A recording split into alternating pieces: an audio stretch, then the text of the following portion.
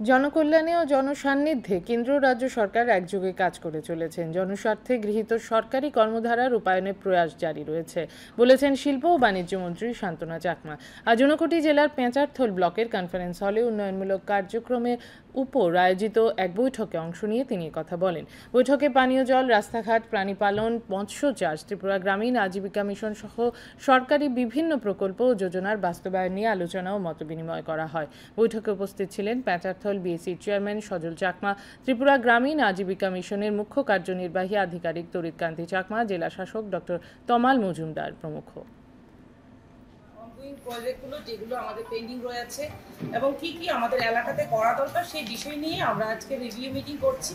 আমাদের পেঁচারথল এলাকাতে যে আমাদের উন্নয়ন যাতে আরো দ্রুত গতিতে হয় তার জন্য আজকে আমাদের মিটিং। আমাদের কেন্দ্র সরকার এবং রাজ্য সরকার একটাই লক্ষ্য, সবকা সাথ সবকা বিকাশ, সবকা প্রয়াস, সবকা বিশ্বাস নিয়ে কাজ করছে। সেই মূল মন্ত্রকে সামনে রেখে আমাদের উন্নয়ন করতে হবে এবং তার জন্য সরকার বেসরকারি সমস্ত অংশে জনগণ যখন একত্রিত হয়ে আমরা কাজ করব তাহলে আমাদের ত্রিপুরা আরো দ্রুত গতিতে এগিয়ে যাবে।